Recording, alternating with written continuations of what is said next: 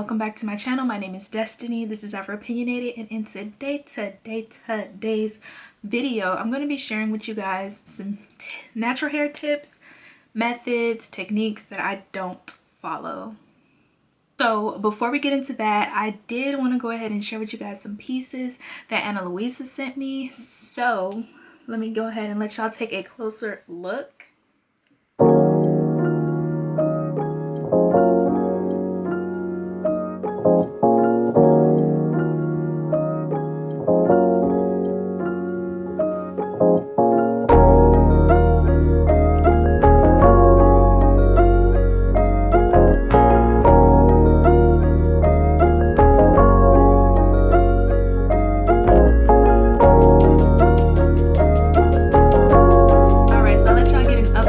Of those pieces from Luisa. The first thing that I noticed when I received the package is, oh my gosh, the quality is so good. Like, there's like a thickness to it and it just makes it feel expensive, you know what I mean? Let me just add, y'all, I love how all the pieces do come with this little pouch here, and you can just store your items here and it'll keep all the dirt, all of the dust off. But Luisa is a sustainable brand that is focused on affordability, and their pieces do start off at $39. I really like what they offer because their pieces just really add like the sense of elegance and flair to any style, any outfit, and I just love that for me. Like, it just feels so feminine. They also do have some bolder pieces, some more, you know, more of a statement types of pieces, and it just looks really good. So if you guys want to check out their brand, definitely click on the link in the description below. You will get 20% off, so girl, don't walk, run, okay? Jog a little. Okay, you guys, so I know some of what I have to say today is gonna ruffle a lot of people's feathers and make y'all question me like, girl, what are you talking about? But y'all, I have to share my experience. Like, I'm speaking my truth, okay? So don't come for me in the comments, y'all, but let's get right on into it. So the first method, well, this one is more so like a popular belief or whatever, but personally, I don't think hair porosity is as important as we make it out to be.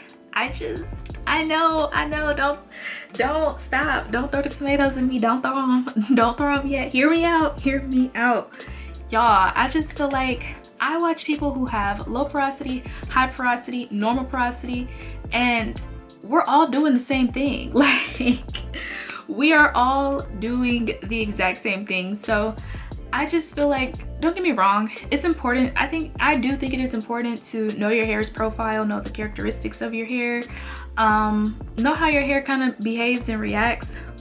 But I don't think that, oh, if you're low porosity, you can't use this product. Oh, if you're low porosity, you shouldn't do this or you shouldn't do that. I just don't really agree with that because, like I said, we're all caring for our hair in the same way. So I just don't think it's as important as people make it out to be. Don't throw the tomatoes, girl. I know. I do feel like it's important if you're like coloring your hair, you're doing like, it's important for like chemicals. If you're messing with chemicals in your hair, if you're coloring it, you know, relaxing it, I feel like it has more of an effect then. But just like on a day-to-day, I don't think it's too much of a difference. I know. The second, you know, kind of tip, common held belief, is basically adding on to the first one. I don't agree that if you have low porosity hair that you shouldn't be using protein. I feel like everybody needs protein. I mean, your hair strand is made up of protein, so, you know. But I think strengthening your hair is just really important. Now, the frequency and the intensity of the protein, sure, if you have lower porosity, maybe you don't need it as often, maybe you don't need as strong of a protein treatment, but I still do think it is important to maintain the integrity of the hair strand. And I just feel like, especially if you have fine hair and your hair is like prone to damage, it's prone to breakage, you definitely want to fortify those strands. And I just think that avoiding protein altogether is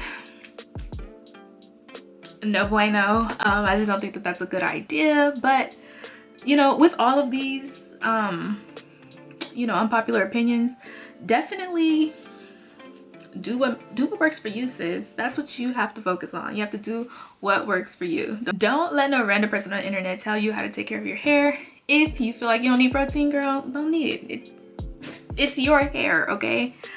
The third tip, method, technique that I just don't really follow is finger detangling. Now, don't get me wrong, with finger detangling, I get it. Like, I get it, you know what I mean? And I do think that it does have its place. In fact, I do finger detangle when I'm pre-pooing, and sometimes I finger detangle before I go in with the tool. However, when I did try to strictly finger detangle for a couple of months, and it just didn't work for me. I feel like I wasn't getting all the shed hairs out. My hair is like really tangly. You guys know I don't really have like a uniform, most of my hair is not uniform, so it's gonna tangle. Every hair is going, you feel me, east west and north south, so it's gonna tangle. And I just feel like finger detangling does not get all the tangles out, especially at my roots. I noticed that my hair was super tangly when I wasn't using a tool, and I just like to use a tool to smooth down my hair. I feel like if you have the proper detangling tool for your hair, then you really shouldn't incur too much more breakage than you would if you were just finger detangling. That's just me though. If it works for you, like I said, keep on doing it, sis. Don't let nobody tell you not to do something that you know is working. I am a random person on the internet who has not ever messed with seeing your hair in real life, so come on. But definitely feel that if you get the right tool and you're doing the right practice, you're not just yanking the knots out your hair, then you should be fine if you use a tool. But that, again, that's just me. The fourth thing, y'all, now don't come for me, and I'm not throwing shade on this one, but to me it is illogical to wash your hair and twist. I'm sorry. I know some of our favorites do this, and some of them have long, healthy looking, beautiful hair, but you'll never catch me washing my hair and twist, letting the suds run down the twist, and you're never gonna catch me calling that cleaning my hair. Like, that's just illogical. To me, that's the equivalent of putting soap on your hands and running it under the water without rubbing your hands together. How is that cleaning your hair? I don't understand that. Tell me how it's, make it make sense to me, because really we gotta talk this one through. If it's a requirement that you massage and work the shampoo into your scalp, why wouldn't you work it into your hair? Like, I'm confused, because we put the gel on our hair strands, we put the leave-in on our hair strands, the creams, the moisturizers, all of that goes on the strand, on the length of the hair. So why is it enough to run the suds down your strand but not run it down your scalp? You have to work that part in. Like, that just doesn't make sense to me. So you'll never catch me doing anything like that. Like, no shade, because if it's working for you, sis, carry on, but you'll never catch me doing that, ever. Okay, now this last one, y'all, it is styling on soaking wet hair. Don't come for me. Oh my gosh, I know, don't know, tomatoes, not tomatoes. I know, especially wash and go people, or even twist out low porosity people, they love to tell you to style your hair, to apply your products on soaking wet hair. Personally, for me, that's just not the move. I don't like it. For one, it dilutes the product. For two, I don't know if anybody else has experienced this, but for me, when I put stuff on soaking wet hair, I do not get good slip. I do not get, a lot of times I don't get good slip, especially with the leave-in, and then with me trying to detangle, I don't really get good slip. And I feel like whenever I try to detangle my hair when it's soaking wet, I feel like it's harder, it's like more tangly, and I feel like I incur more breakage. For me, that sweet spot is damp hair. That's why I like to put my deep conditioners on damp hair. I like to put my leave-in on damp hair. I just feel like that's the best way to go for me, and I really feel like my hair softens up better when it's damp and then I apply product on.